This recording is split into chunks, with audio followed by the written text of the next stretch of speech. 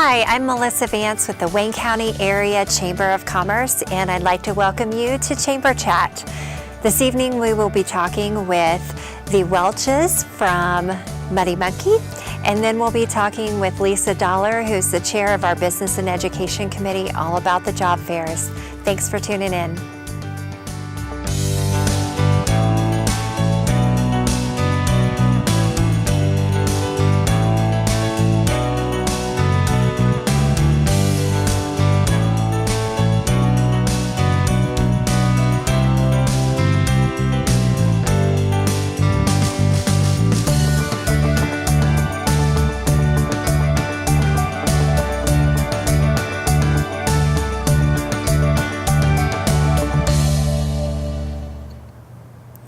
Welcome back. So my first guests this evening are Jackie and Elijah Welch. Thank you so much for joining me. Yeah. Sure, no problem. Thanks so much for having us. We're excited to be here. Well, the two of you, or rather your products, are probably some of this community's favorites. So people see you, they have to smile, right? Right. As we interview people for jobs, that was one thing that we always tell them is you don't have a lot of upset people coming in. It's people are happy they're coming to get ice cream and donuts. That's exactly right. If you want at least low stress on the front end, who knows what happens behind the scenes, but up front, it's all happy. Right. Yep. Well, thanks for joining me today and sharing a little bit about your story with our listeners. Tell us about how you got started in this business and a little bit about Muddy Monkey in general. Yeah. Well, we've been in business a little over 4 years now. We started in 2014, right? 2015, in November, and started with ice cream. We're a self-serve shop, so you get to create your own treat. And then just here recently, in January, end of December, we've added donuts to that. Yay. And it's been a lot of fun. It's a great combination, and we've got a lot of fun stuff coming this spring and summer to do some things together with the donuts and ice cream. So watch out for ice cream filled donuts. They are coming very soon. That is so amazing. And for those of you that can't see what's inside this wonderful box, it is delicious donuts, and I am telling you, as soon as we open this, I have just been salivating. It's like dessert waiting to happen. So fun. So what made you start down the donut path? Yeah, well, we saw a need in the community. I mean, over the years, we've had some great donut shops, and with the closing of those, we saw a need and felt like it was something that we could fill. Again, something that everybody loves, and so we were excited to work on that and ultimately get some donuts started. So. Well, the neat thing about that is it really helps expand your business hours to reach, two audiences, or at least expand the audience that you already have. And so you open now at what time? 6 a.m. Okay. Yeah, Tuesday through Sunday now. All right. Yep, we just extended those hours this week. Today was our first Tuesday. Perfect. So going to that, Yeah, so Tuesday through Sunday open at 6. So every day we have donuts, but Monday. So we're excited to do that, and excited to mix the two together here coming soon. So. Now, if somebody were to come into your shop, what hours can they get donuts? Is that all day, or is it just mornings? What's that like? Right. We have them until we're sold out, essentially, and it just kind of varies on the day. We've kind of had them longer. We were doing it Thursday, Friday, and Saturday. We were starting to sell out by noon time. Sure. But the idea is, they would be there until the end of the day. Until they're gone. Yeah. Great. And then you're open until when? 9 o'clock on the weekdays and 10 o'clock on the weekends. Yeah. Great. I think my daughter probably closes out your store a lot because she comes there with her friends in the evening. So we love that. We love the teens coming in. Yep, hanging out. It's fun. So you all have been doing some really unique things, probably for especially a business that has a lot of part-time staff, young staff.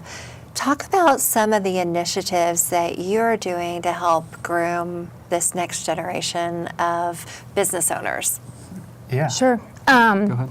You know, when we started, and even now, like the majority of our staff is teenagers, high school, and college age students.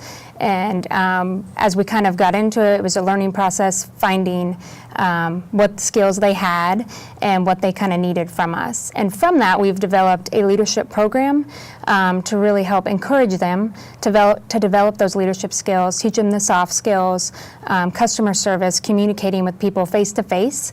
The generation doesn't have a lot of that practice of face-to-face communication. Absolutely. Which has been a struggle teaching that. We're a perfect spot for a first-time job, and we've kind of just learned to embrace that and be the first job experience, kind of like we're an ice cream, experience. You get to come in and make it.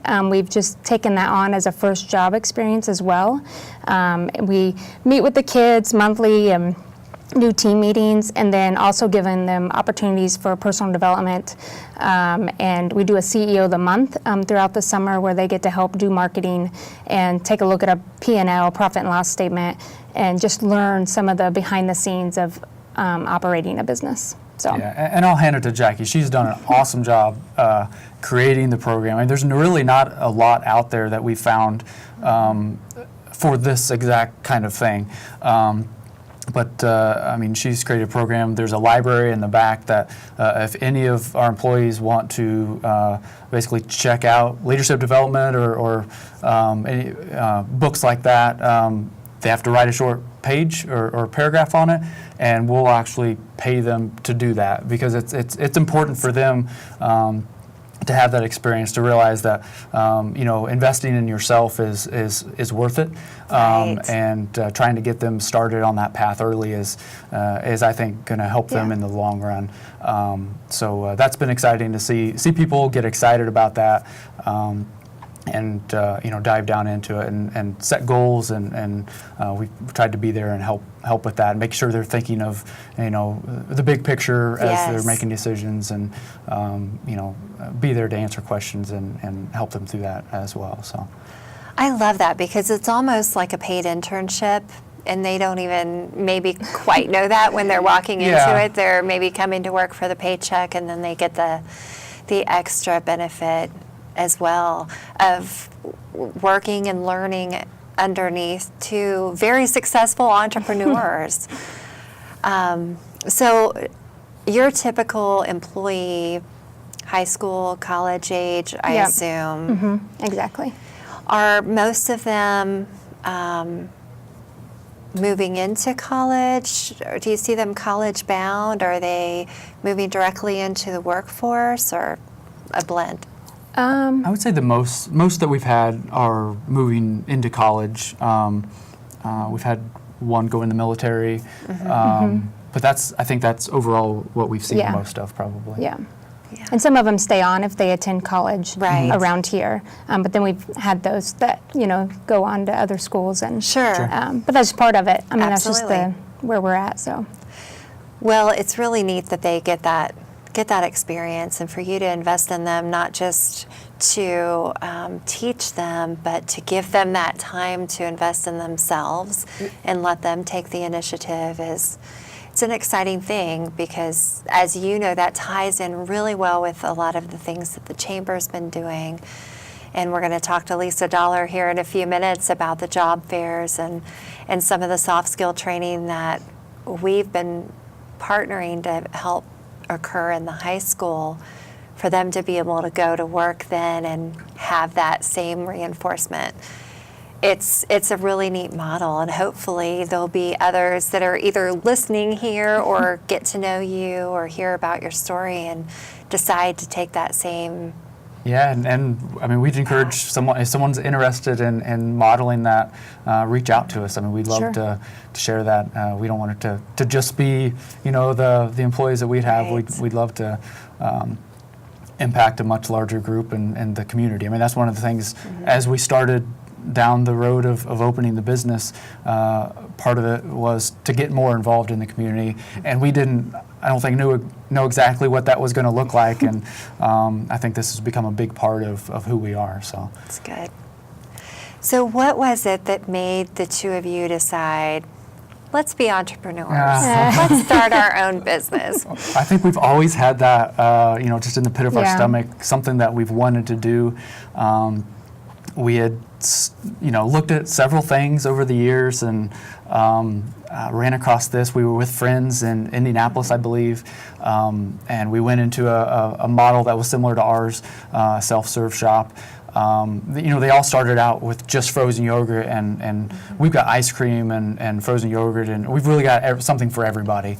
But we had went in to one of those shops, and we thought, oh, this is pretty cool. So we looked at it a little bit more, and at the time, it kind of decided, let's not do that right now. And then something brought it back to our attention, and we took it and ran with it. I say we ran with it. It was a long, slow process. But, Yes. A lot of research. But it's fun research. I mean, Yes. you get to go visit a bunch of other ice cream shops and eat ice cream, so that's fun. You can't beat that, right? No, not at all. Not at all. So. That's great. So what's the future look like for you? Do you think, are you thinking of additional locations sometime in the future? You don't have to answer that if you don't want to, but. I mean, we love it. We love what we're doing. We'd love to expand. I mean, I think that first expansion that we've had has been adding those donuts, and right. So we'll see how that turns out in the end, and maybe look at expanding beyond that. But it's been a ton of fun. That's good. New learning curves all the time with different things. But that's what being an entrepreneur is all about. I mean, it's Yes. finding those challenges and overcoming them. So. Well, before we close our segment, I wanted to say thank you to the two of you. You have invested year after year in our School is Cool program and helping support the perfect attendance initiatives that the Chamber has and the school systems around the county. And we really appreciate you providing some incentives for students to prioritize showing up every day. And it makes a difference, and we don't always get to sit down face to face and say thank you to people, but thank you for the work that you're doing, investing in your employees inside your business, but also investing outside of your business as well. No problem. We appreciate you. Yeah. Thank you. Well, we will be back in just a couple minutes and speak with Lisa Dollar from Primex Plastics.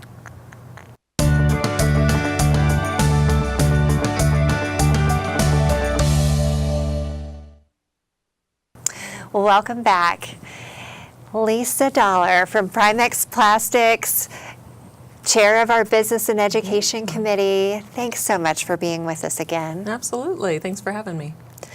This has been hitting the ground running. You became chair of this committee, and we jumped right into job fairs and JA in a day and all of those things. And are you breathing? Yeah, absolutely. This time of year is very hectic, I think, for a lot of employers as well as the high school students and teachers and staff, just because there are so many activities going on around job fairs and getting prepared for that next step. So we wanted to talk a little bit about job fairs, telling our viewers more about why we even do this, and especially in the high schools, when students are still in high school, talk a little bit about the why. Why is it important to the Chamber? Why is it important to businesses to be doing this in the high schools? Well, there's a lot of answers to that question. Obviously, one of the biggest reasons is the industries are in desperate need of qualified candidates. And those coming out of school are obviously new to the workforce and a very eligible candidate for those businesses. I think it's vitally important to not even just the high school seniors, but all the way down to elementary age. We've got to start that kind of preparation for getting ready for the next level of opportunities. So I feel like, to better answer the question for the seniors, they need to have an understanding that they're getting ready to enter into a totally different world. You know, their expectations are getting ready to change. Right. They need to understand they may have that path that they feel like is going to be right for them, but they need to remain flexible and understand that there may be changes. Right. And I think a lot of times they come out of school with that expectation that they have to know. But we want them to get some experiences and meet some people and understand that they don't have to know. Right. And they can have some, different options available. One of the things that's really important, I think, for just the general community to understand is that we are not advocating for all students to graduate and enter the workforce immediately. But it's really looking at the students individually and saying, what is that career path that you want to take? What are you interested in? What industries or types of things are you interested in? And then what kind of training does that take? And then, how do you get there? Right. How do you take those steps to get there? And sometimes that is moving into a trade that doesn't require a 4-year degree, but maybe just a certificate, or maybe on-the-job training that our employers right here in Wayne County provide. And then even at that point, as we talk about skilling up our workforce, as we look at that, get them engaged and learning a little more about what they're good at, what they like, what they don't like, because until you try it, you don't know. Right, absolutely. And then, the employers hopefully are kind of lending a hand through that process. Right. So it's been really good to have the employers come to the table. I think we've now been at Northeastern and had all of the county schools and Seton High School through, and Richmond High School. So the 2 job fairs, approximately 40 employers at each. And what do you think, what have you heard from the students about their experience just walking through that day? This year in particularly, I think it's been very positive and a lot more feedback, which has been nice. Because in years past, I think that's part of what we've been trying to work on, is getting the students even more engaged. And I think we're seeing some results from that. A couple of the different things that we're doing, that we did this year, were a True Colors behavioral assessment, which has gotten a lot of positive feedback. I think it's beneficial for people of all ages. It doesn't matter how old you are, to just kind of take a step back and realize where your strengths may lie. But then also, I think this helps teach not just only the students, but I think some of the teachers and business members have all been engaged, finding out what their color is, and how do you actually interact and engage with other people. And it exposes why you may have some difficulty or obstacles in communicating with other people, but then it also gives you some enlightenment as to why a person may respond or behave the way that they do. So I really think that that has been an eye-opener, and it has really, it was a very interactive process, so it got the kids up and moving around, and young adults. They're not kids, but but it got them up, moving around. And then on the flip side, the other thing that we did was talking about the we had panel members, and I liked with the panel members that it was a diverse group of individuals. They came from all different types of backgrounds, from a realtor to a career services at IU East to plant managers. So a lot of the different industries were recognized, but it was nice that it was more just conversational. They were sitting there and just telling their story to the students and letting them know you don't have to know what you're going to do. Like what you were saying, not everyone's path is going to look the same way. So you may go to college, you may move on. We want you to stay here. We'd love to retain you in Wayne County or surrounding counties. We'd love to have you, and our businesses can support it. But whatever you're faced with can look different from somebody else.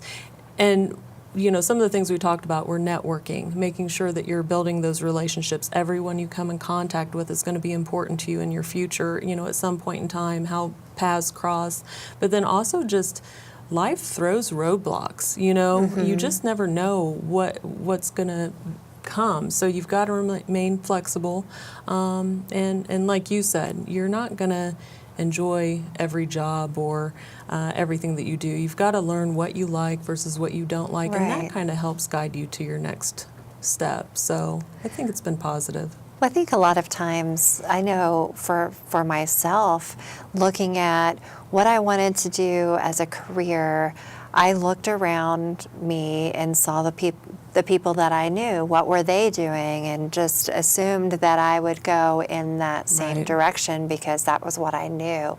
When in reality, I ended up in a total different place, a total different direction. It was perfectly fine, but it took me a while to figure that out. And I think that's just common. It is. Well, you raise a good point because you're typically only exposed to those that are around you. I would have never even known about HR or thought about HR, when I was younger. I wouldn't have thought about it even in my 20s or probably early 30s. It wasn't until I was actually exposed to it and got that opportunity. So this really gives people a wide variety of individuals that they're interacting with where they can explore some different options that they may not even know are out there. Well, one of the things that we talk about often among ourselves is just students don't always realize that the employers that we have, whether it's manufacturing or healthcare or whatever, they have all different kinds of jobs. Some of the manufacturers have a nurse practitioner on hand for health needs, or they definitely have accounting and human resources and IT, some of those things, and students going into IT or healthcare, they might not think that they can land in a untraditional or an unthought of, is that a term? Unthought of. An unthought of place.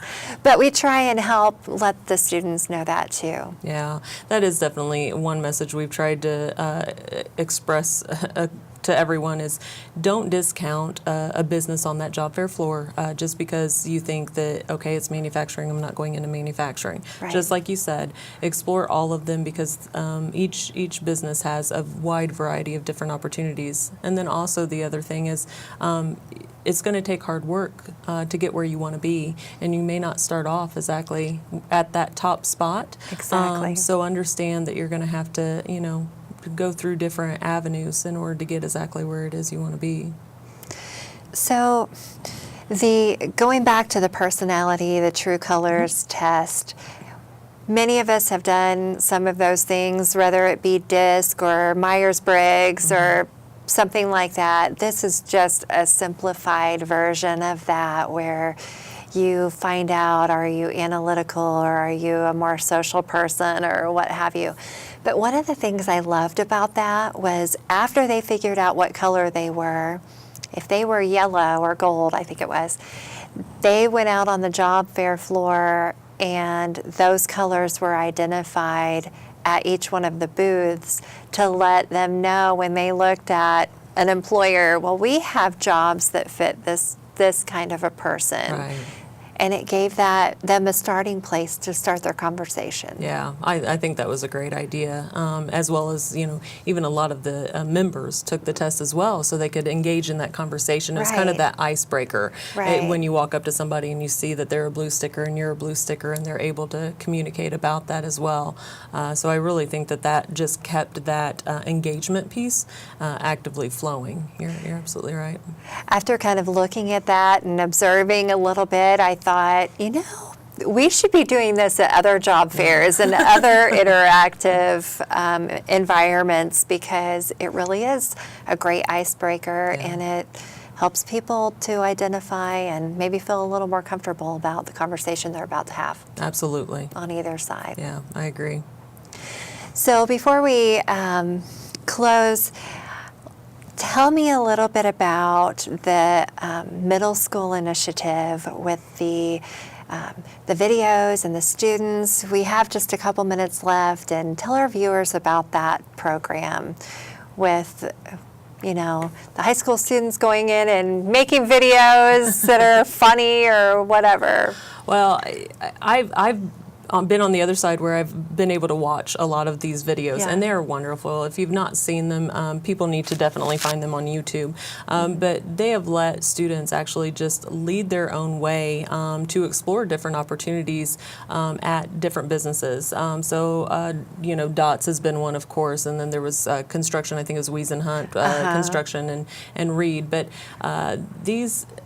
Again, young adults are taking over all areas of these videos. I mean, they Yeah. are asking the questions, Right. and that's what I think makes it so unique. Is it's not driven by an adult's perspective; it's driven by theirs, what they're interested in, and really giving them complete control. So I think it's been very relatable to other youth to Right. engage them in wanting to watch it. I think the students in the middle schools have had so much fun Yeah. watching, and I know I have. If you want to laugh during the day, Oh, go absolutely. onto our YouTube channel, check out these videos that we've been doing in conjunction with United Way, and it's another great initiative by the Business and Education Committee. Absolutely. People love them. I mean, I've heard so many great things. So thank you for all of your work. We really appreciate you and the entire committee and the great initiatives. Absolutely. Thank you. So before we go today, I wanted to just point out a few upcoming events that we have at the Chamber. And so on the 26th of March, we'll have a Chamber 535 networking evening at the Cordial Cork, and we invite you to stop by and visit with other business members. It's going to be a great night. And then our Business and Education Lunch Series is going to be led on the 28th at 11:30 a.m. And Reed's HR Director, Carrie Kalinas, will be our speaker talking about engaging and retaining your employees, which is a very great HR topic. And then, of course, we have the Disney Institute joining us on April 26th, right in the IU East campus, right in Richmond. It's an all-day event. Check out our website, wcareachamber.org, for all the information and more upcoming events.